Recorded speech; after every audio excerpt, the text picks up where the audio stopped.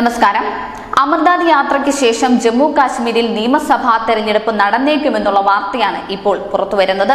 2019 ഓഗസ്റ്റിൽ സംസ്ഥാനത്തിന്റെ പ്രത്യേക പദവി റദ്ദാക്കുന്നതിന് മുന്നോടിയായി 2018 നവംബറിൽ ജമ്മു കാശ്മീരിലെ നിയമസഭ പിരിച്ചുവിട്ട് സംസ്ഥാനത്തെ 2 കേന്ദ്രഭരണ പ്രദേശങ്ങളായി വിഭജിച്ചിരുന്നു.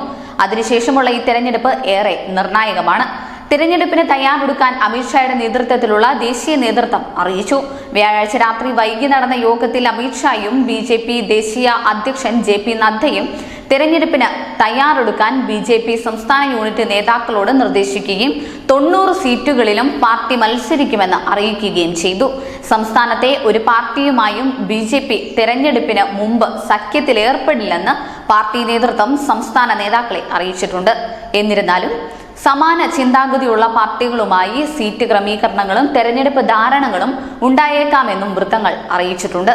നിയമസഭാ തെരഞ്ഞെടുപ്പിന് മുന്നോടിയായി ഒരു മുഖ്യമന്ത്രി സ്ഥാനാർത്ഥിയെയും പാർട്ടി ഉയർത്തിക്കാട്ടില്ല. വരും ദിവസങ്ങളിൽ പ്രധാന കേന്ദ്രമന്ത്രിമാരും BJP ദേശീയ നേതാക്കളും സംസ്ഥാനം സന്ദർശിക്കുമെന്നാണ് സൂചന. സംസ്ഥാനത്തെ ജനങ്ങളുമായി ജനസമ്പർക്ക പരിപാടിക്കും പാർട്ടി തുടക്കം കുറിക്കും. ഒരുക്കങ്ങൾക്ക് തുടക്കമിടാൻ BJP അധ്യക്ഷൻ JP നദ്ദ ശനിയാഴ്ച സംസ്ഥാനം സന്ദർശിക്കുകയും പാർട്ടിയുടെ സംസ്ഥാന എക്സിക്യൂട്ടീവ് യോഗത്തെ അഭിസംബോധന ചെയ്യുകയും ചെയ്യും. നിലവിൽ രവീന്ദ്ര റെയ്നിയുടെ നേതൃത്വത്തിലുള്ള സംസ്ഥാന BJP ഘടകത്തിൽ നേതൃത്വത്തിലോ സംഘടനാ പുനഃസംഘടനയിലോ മാറ്റങ്ങളുണ്ടാകില്ല.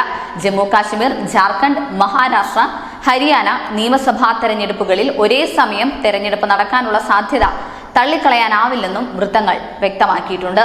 News desk, news India Malayalam.